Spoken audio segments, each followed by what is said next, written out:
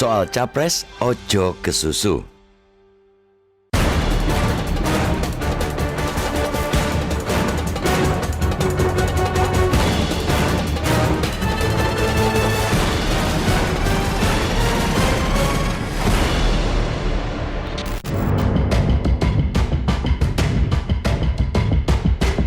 Konstitusi memang memberikan monopoli penuh kepada partai politik untuk mengusulkan pasangan calon presiden dan wakil presiden. Akan tetapi, keterpilihan pasangan calon yang diusulkan parpol itu sepenuhnya tergantung pilihan rakyat saat pemilu. Pemilu 2024 masih 2 tahun lagi.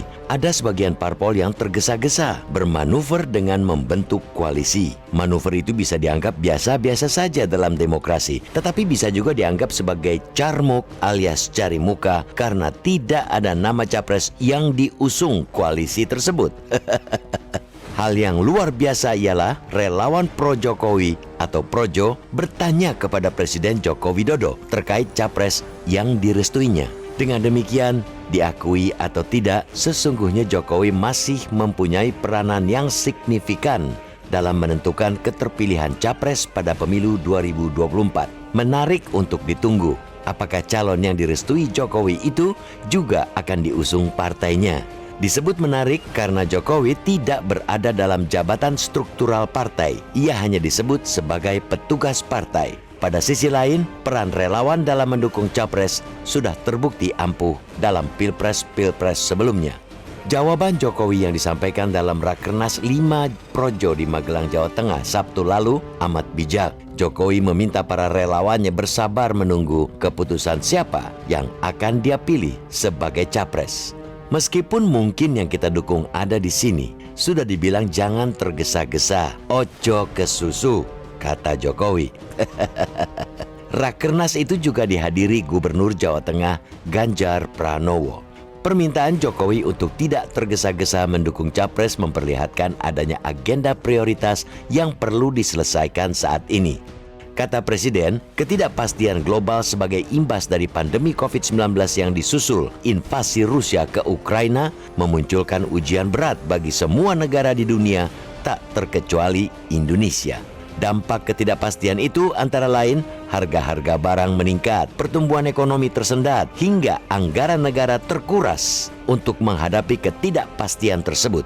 Tepat kiranya ajakan Presiden agar semua pihak fokus membantu pemerintah mengatasi problem-problem tersebut, sekaligus menyiapkan langkah antisipasi jika kondisi global kian buruk. Fokus itu diharapkan menjadikan semua pihak tidak tergesa-gesa untuk berurusan dengan kontestasi pada pemilu 2024. Dinamika politik saat ini masih terlalu cair karena belum ada satupun partai politik yang memastikan siapa calon yang akan mereka usung. Apalagi berdasarkan hasil survei sejumlah lembaga, tidak banyak pemimpin partai yang memiliki elektabilitas tinggi untuk berkontestasi pada pemilu 2024. Karena itulah pihak-pihak yang ingin bertarung pada 2024 termasuk sejumlah menteri dan kepala daerah sudah terlihat intens menggalang dukungan publik. Amat disayangkan bahwa para pejabat publik itu memanfaatkan jabatan mereka untuk menggalang dukungan sampai ke pelosok negeri.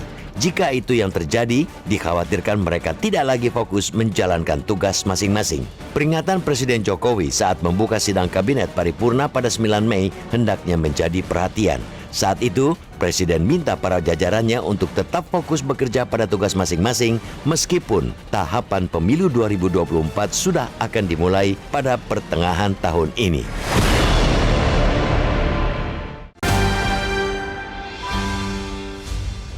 Terima kasih pemirsa, Anda masih bersama kami di Editorial Media Indonesia, dan kita saat ini, Mas Eko, sebelum kita berdiskusi, kita sudah tersambung lewat saluran telepon. Kita mau bertanya dengan Direktur Eksekutif Carta Politika Yunarto Wijaya. Mas Toto, selamat pagi. Selamat pagi Bung Leo, Mas Eko. Pagi. Mas Toto, saya hanya mau tanya satu. Waktu kemarin Jokowi ketemu dengan pro-Jokowi atau Projo, yang dimaksud bahwa ya siapa tahu yang kita dukung juga ada di sini, itu betul Mas Ganjar atau bukan ya? Pertanyaannya langsung nonjok nih. Iya, menurut saya gini, kalau kita lihat kan Jokowi biasanya sangat berhati-hati ya untuk mengeluarkan sebuah statement yang katakanlah menimbulkan tafsir atau Iya. pro dan kontra sebagai orang Jawa lah katakanlah. Jadi menurut saya tidak mungkin tanpa maksud gitu. Dan kita bisa lihat juga dari ekspresi kalimat ini kan dimulai di paragraf pertama ketika berbicara poin ketiga mengenai politik. Jadi sepertinya itu yang memang ingin disampaikan. Jadi pesannya menurut saya beliau memang ingin mengatakan sebagai tokoh politik beliau masih ingin menjadi kingmaker atau sutradara. Walaupun misalnya 20 bulan lagi akan pemilu atau 2 tahun lebih lagi akan pensiun. Dan normal seseorang ingin meneruskan legasinya, salah satu caranya menjadi sutradara politik. Ini yang tidak berhasil dilakukan oleh SBY di 2014. Jadi spekulasi mengenai Ganjar karena satu-satunya yang ada di situ capres yang sering disebut dalam survei hanya Ganjar. Tapi menurut kan beliau peraturan, kemudian tidak.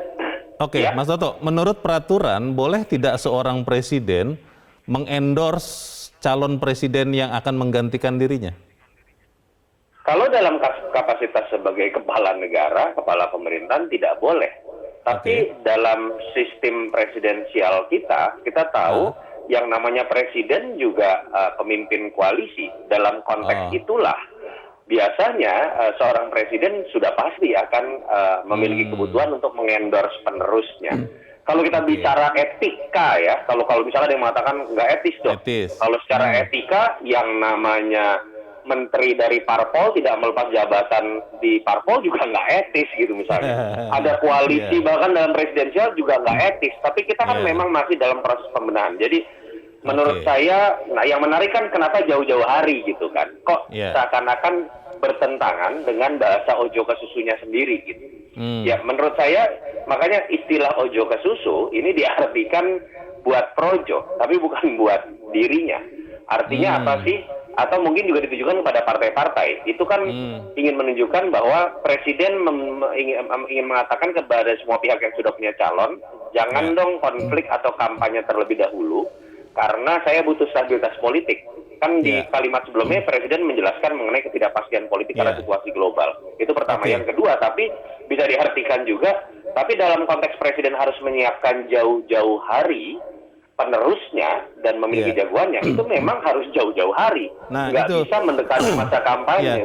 Nah, itu pertanyaannya Mas Toto. Kalau dibilang ojo ke susu, itu kan diucapkan di tahun 2022 bulan Mei. Maka yang tidak ke susu itu kapan? Kan calon berikut itu kan seseorang yang memang baru kan, karena bukan petahana menurut sistem konstitusi kita. Bagaimana Mas Toto? Iya, menurut saya ojo ke susu ini kan ditujukan kepada partai, kepada relawan. Tapi kepada dirinya sendiri sebagai seorang presiden yang masih berkuasa, malah dia harus dari jauh-jauh hari punya jagoan. Kenapa? Ketika sudah berbicara tahun depan, apalagi menjelang 2024, kekuasaan dan kekuatan seorang presiden untuk mengatur stakeholdernya, untuk bernegosiasi dengan stakeholdernya, dengan relawannya, itu tidak akan sekuat ketika sekarang gitu misalnya. Itu yang terjadi pada SBY. Jauh-jauh hari tidak menyiapkan siapapun, pada saat 2014 pemilu akhirnya bahkan tidak mendukung siapapun. Yang terjadi akhirnya Demokrat seperti kehilangan arah, tidak menjadi partai oposisi, tidak menjadi partai pendukung koalisi. Sepertinya saya lihat Jokowi dengan sengaja ingin memberikan kode bahwa dia masih ingin menjadi sutradara politik, dispekulasikan mendukung Ganjar, dan saya sepakat gitu kalau dilihat dari kode-kode yang ditunjukkan kemarin.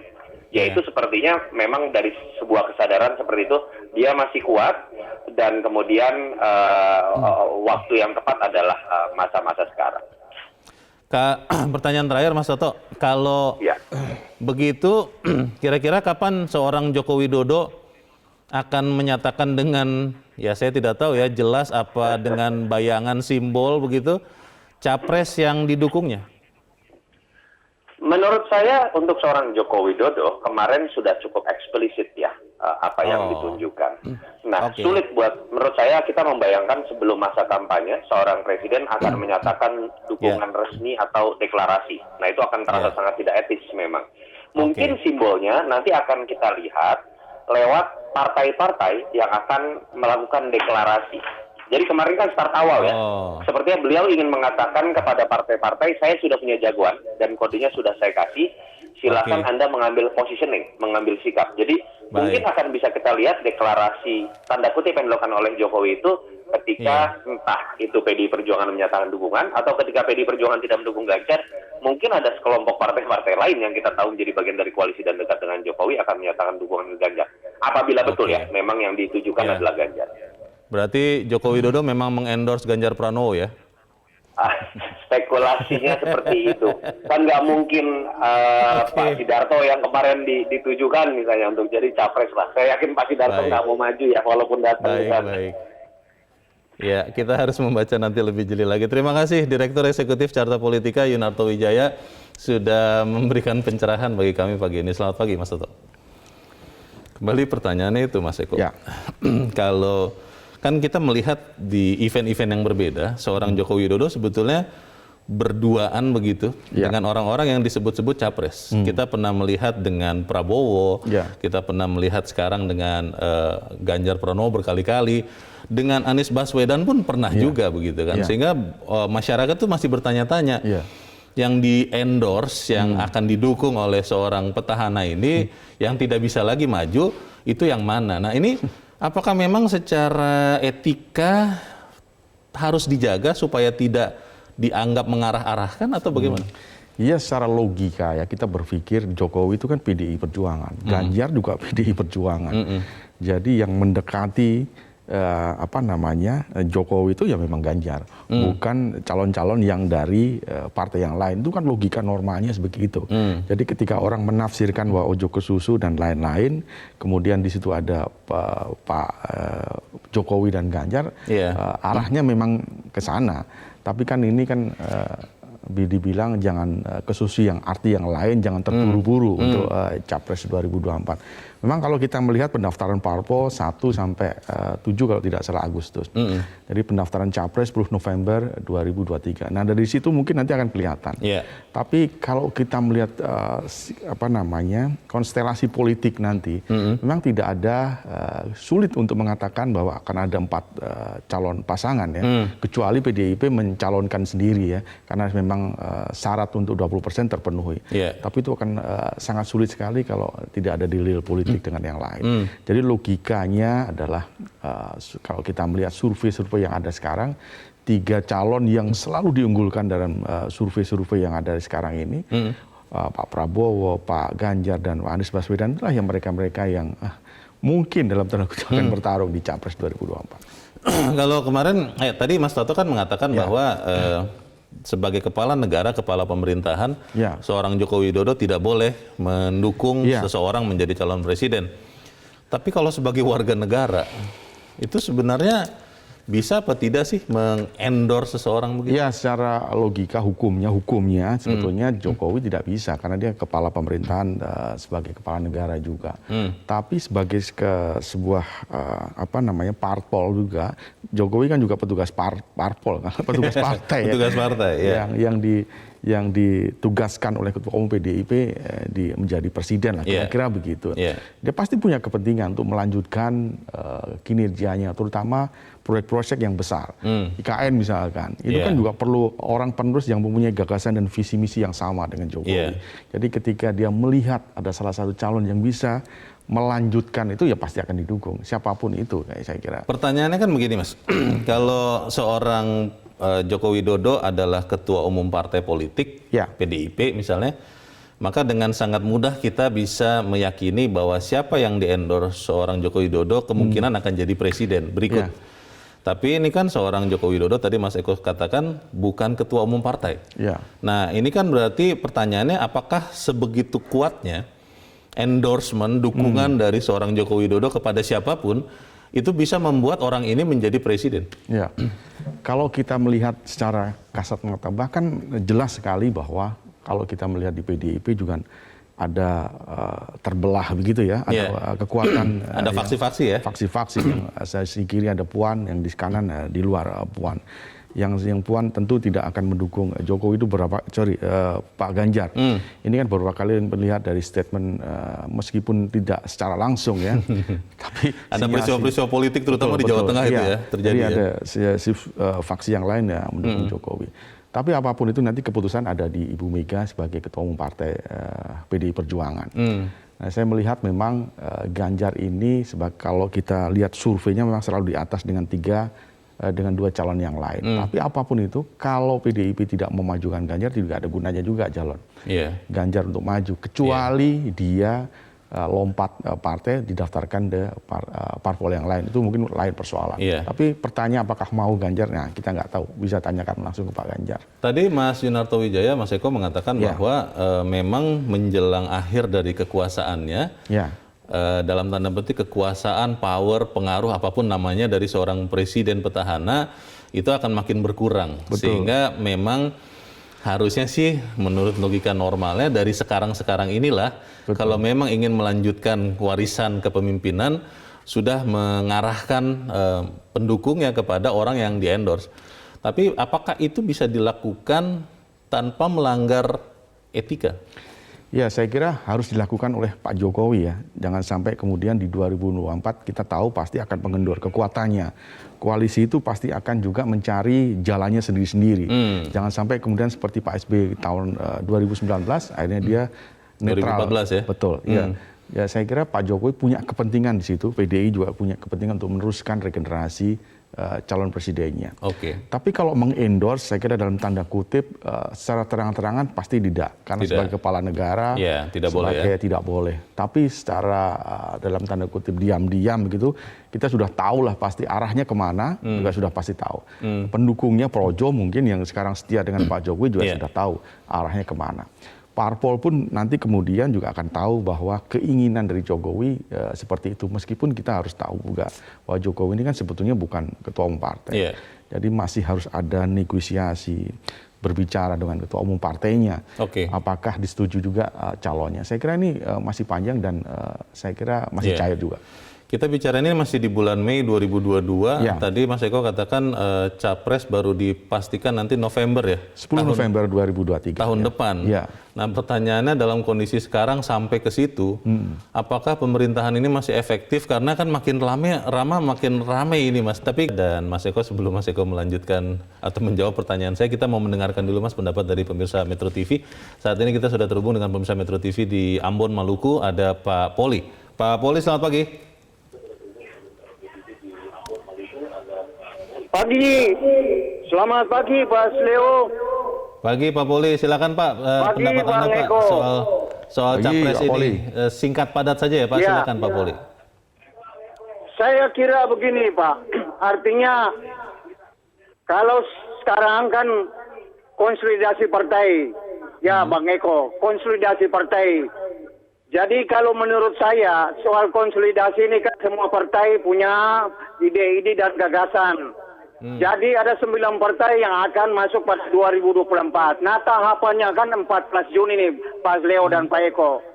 Tapi saya masih ingat persis ketika SBY mengakhiri masa jabatan tahun 2014, tidak ada warning-warning atau apa yang disampaikan oleh Pak SBY sebagai Partai Demokrat.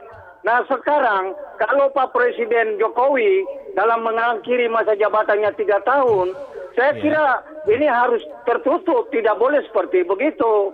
Artinya semua partai punya hak untuk bagaimana menyampaikan calonnya ketika ada konsolidasi. Jadi kalau Pak Presiden sebagai partai penguasa zaman presiden sekarang, saya kira memang bagi saya itu sah-sah saja. Tetapi harus tidak punya terlalu open Pak Jokowi untuk mencalonkan presidennya. Karena bagaimanapun juga koalisi ini akan terbentuk ketika bulan Agustus dan seterusnya sampai dengan 14 Februari itu ada konsolidasi partai. Nah partai-partai itu akan mengusungkan seperti Bang Leo tadi sampaikan 4 calon ke depan ini. Ada partai yang akan mencalonkan. Kalau konsolidasi nggak bangun seperti sekarang, saya kira sah-sah saja. Tetapi harus hati-hati. Jangan partai di pusat begini sehingga masyarakat terbawa, konstituen itu terbawa. Partai mana yang akan kita pilih atau calon mana yang akan kita pilih jadi presiden. Demikian Bang Eko dan Pak Leo yang mungkin saya komentar di pagi ini. Terima kasih. Terima kasih Pak Poli di Ambon, Maluku untuk pendapat Anda. Selamat pagi Pak. Di belakang Pak Poli ada Pak Max di Manokwari, Papua Barat. Pak Max, selamat pagi. Selamat pagi. Selamat pagi Pak Max. Silakan Pak pendapat Anda Pak. Ya, Ya, Horas Pak. Bung Eko. Ya, Ya. bagi saya begini, topik mengenai editorial media Indonesia pagi ini ojo ke susu, kalimat saya ambil ojo ke susu, saya pikir mohon maaf untuk Metro TV. Ada benar tetapi ada juga kurang benar. Artinya Apa tuh, begini, Pak? jauh-jauh hari adalah baiknya penduduk di wilayah Republik Indonesia yang luas begini, katakanlah seperti saya di wilayah tanah Papua, Ya. ya, ini sangat luas Hmm. dan belum terjangkau dengan adanya sistem informasi seperti yang sekarang ini kita di kota, di pedalaman-pedalaman Papua. Iya. Dengan demikian, jauh-jauh hari ketika memperkenalkan sosok yang akan melanjutkan tongkat estafet Joko Widodo, itu sangat penting. Sehingga nantinya, ke depan ketika pada saatnya kita akan mencoblos, kita tidak meraba-raba, kita sudah tahu. Nah, saya mengapresiasi yang langkah yang dilakukan oleh teman-teman, sekalipun itu belum dideklarasikan oleh partai politik yang bersangkutan, tapi relawan Ganjar Puan yang sudah bekerja sampai ke tanah Papua. Ini adalah satu langkah yang sangat positif, memperkenalkan siapa Ganjar, siapa Puan Maharani. Ya tentunya masih ada yang lain-lain yang anak bangsa ini kan hebat-hebat semua, ya kan? Pak. Ya. Ya. Nah, itu pertama. Yang berikut, mengenai apa yang dikatakan oleh saudara Yuniarto Wijaya, teman saya ini, bahwa presiden secara etika mengendorse segala macam. Bagi saya itu sah-sah saja. Karena apa yang sudah dilakukan oleh Joko Widodo saat ini melalui PDIP yang Ibu Mega bilang bahwa itulah petugas partai, sekalipun Ibu Mega sedikit menyentil Ganjar Pranowo tidak melaksanakan mungkin itu. Tetapi kita perlu mengapresiasi apa yang sudah dilakukan oleh Joko Widodo dan dia ingin yang sudah dicapai. Karena apa? Baik. Papua ini, minta maaf, saya sangat salut dengan Joko Widodo. 12 kali datang ke tanah Papua, itu hal yang sangat luar biasa. Dan itu yang kita inginkan ke depan ini. Kita akan mendapat pemimpin yang seperti sosok Joko Widodo. Yaitu mungkin ada pada siapa-siapa, katakanlah mungkin Ganjar Pranowo dan lain-lain. Terima kasih. Terima kasih Pak Max di Manokwari, Papua Barat untuk pendapat Anda. Selamat pagi Pak. Di belakang Pak Max ada Ibu Indra di Cirebon, Jawa Barat. Ibu Indra, selamat pagi. Selamat pagi Bung Leonard Samosir dan Bung Eko Rahmawanto. Assalamualaikum warahmatullahi wabarakatuh, Metro TV. Waalaikumsalam warahmatullahi wabarakatuh. Bagaimana Bu Indra? Sudah siap dengan capres, Bu? Nah, ini Bung Leo, ini sebetulnya akibat partai politik itu tidak punya calon yang popularitas dan elektabilitasnya bisa diandalkan. Tuh, mereka tidak bisa membentuk ini. Jadi, ya rame-rame untuk saling koalisi itu. Karena kan harus 20% punya kursi di DPR. Jadi ini partai politik itu punya kepentingan untuk menawarkan diri. Ayo sini masuk dari calon saya saja. Nah, di satu sisi yang Presiden Joko Widodo yang hanya petugas partai kan, gitu. Nah, sepertinya juga kita berpikir berniat baik saja, memperkenalkan seperti tadi yang kata Bapak yang nomor 2 itu, memperkenalkan nih ada nih calon yang bisa kita harapkan gitu elektabilitasnya, walaupun secara terselubung, karena para elit itu sendiri secara terselubung juga secara diam-diam kalau tadi disebutkan oleh Bung Leo sudah mulai kampanye. Nah, dan yang dari Partai Demokrasi sendiri seakan-akan dalam tanda kutip ketakutan sudah mengatakan koalisi dini ini akan mempengaruhi kinerja pemerintahan. Fokus saja dulu pada kepentingan rakyat. Itu bagus kalau memang tujuannya dengan niat baik. Semoga. Nah, dari situ kita bisa melihat semua pendapat ini. Iya. Mungkin Yeah. itu yang bisa saya sampaikan. Terima Yes. kasih Bung Leo. Nggak ada pertanyaan nih. Biasanya Bung Leo suka bertanya. Bu, pertanyaan saya hanya Terima satu kasih. saja Bu Indra. Kalau Gimana? tahun ini itu termasuk kategori kesusu atau tidak kalau ada memperjelas arah dukungan kepada capres? Kalau menurut Ibu Indra terburu-buru atau kesusu tidak kalau tahun ini sudah Ya. mulai bicara itu, Bu? Ya kalau para calon capresnya ya tidak. Harus memulai dari sekarang untuk mencari Oke. popularitas dan elektabilitasnya itu. Oke. Tapi itu tadi secara diam-diam. Terima kasih. Assalamualaikum warahmatullahi wabarakatuh. Waalaikumsalam warahmatullahi wabarakatuh. Terima kasih Bu Indra di Cirebon, Jawa Barat untuk pendapat Ibu. Selamat pagi Bu.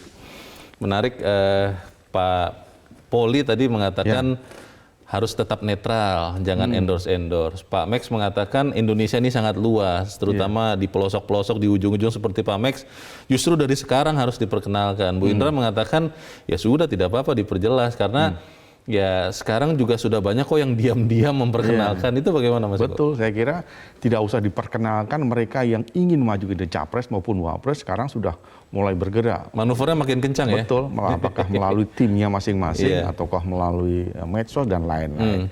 Kita tahulah si A, si B, si C yang ingin maju. Nah, kalau terkait dengan ojo ke susu tadi ya seperti Pak Max tadi bilang, memang kalau kita bicara Papua luas, jadi lebih baik lebih cepat, lebih cepat lebih baik saya kira. Jadi kan di sana kan luas sekali kan, jadi mungkin lebih cepat memperkenalkan siapa yang akan maju lebih baik. Itu mungkin dari sisi kalau kita melihat dari sisi kejauhan lah, kemudian terkait dengan internet dan lain-lain, itu kan penting juga. Tapi kalau kita melihat sekarang parpol-parpol, ada yang parpol yang sekarang berkoalisi ya, 3 parpol misalkan. Nah sekarang siapa yang mau jadi capres juga nggak jelas, belum jelas sampai sekarang. Apakah internalnya, apakah di luar itu? Yang mau dipilih di pilpres itu adalah orang, bukan parpol. Kalau parpol nanti lain lagi, itu pemilu legislatif. Nah itu aja kan belum jelas. Jadi saya kira itu kalau kita mau dalam tanda kutip mau mencari muka ataupun mencari apa namanya kredit poin gitu, mencari hal-hal yang lain, saya kira wajar-wajar saja. Belajar dari sekian pengalaman yang lalu, Mas Eko, itu kan sering sekali terjadi pencapresan koalisi itu last minute ya, saat-saat terakhir karena konon katanya untuk partai politik itu cair begitu. Kalau orang yang mengatakan ya tergantung barternya seperti apa begitu. Nah, apakah itu kemudian bisa kita harapkan berubah di tahun-tahun ini? Karena kalau benar-benar mepet begitu kan nanti susah juga mengenali orang-orang. Iya, itu strategi dari parpol, setiap parpol pasti berbeda-beda. 2019 kita tahu last minute itu sebetulnya Pak Jokowi dengan Pak Mahfud MD. Kita tahu. Tapi tiba-tiba di switch kemudian jadi Pak Jokowi itu dengan Maruf Amin. Jadi sampai last minute itu pasti ada terjadi deal-deal politik yang kita tidak tahu karena itu kepentingannya parpol sendiri-sendiri. Tapi apapun itu, sebelum diajukan ke KPU untuk didaftarkan, saya kira masih bisa berubah. Untuk baik presiden petahana maupun orang-orang yang mau jadi presiden, apa Mas? Ya, yang pertama memanfaatkan sebaik mungkin tahun ini. Tahun ini kan sudah mulai tahun politik, jadi ketika Anda sudah mau berpikir untuk maju capres, ya mulailah bergerak. Betul bahwa Presiden beberapa kali mengingatkan kepada para menterinya untuk tetap fokus meskipun ada beberapa menteri yang ingin maju. Jadi itu tidak bisa dipungkiri bahwa 4 menteri yang ingin maju itu masih berada di kabinet. Jadi bagi-bagilah bagaimana caranya. Apakah bisa dibagi-bagi? Saya kira bisa. Apakah menyita perhatian? Pasti. Tapi ini harus segera maju karena waktunya memang 2 tahun itu singkat ya. Jadi memang harus dimanfaatkan. Tidak lebih baik mundur saja dari kabinet begitu? Ya pasti akan mundur ketika dia sudah maju. Sudah pasti ya? Sudah pasti. Kalau dia belum pasti, saya kira rugi juga. Saya kira gitu kan, manusia beruntung untung ruginya juga. Nah, terkait dengan Pak Jokowi, banyak yang pro kontra terkait dengan Rakernas Nasdem kemarin. Projo? Ya, projo artinya seperti Pak Max tadi mengendorse dan lain-lain itu menjadi pro kontra kan. Saya kira Pak Jokowi juga punya kapasitas di situ sebagai petugas partai, sebagai mereka yang mendukung Projo dalam hal ini. Jadi kalau ketika dia datang di Magelang dalam Rakernas Projo yang kelima, saya kira wajar saja. Tapi yang penting saya kira Pak Jokowi kan berdiri netral ya. Mungkin kalaupun ada keberpihakan ya memang itu wajar lah kalau menurut saya, karena dia juga petugas parpol kan, yang ditempatkan menjadi presiden.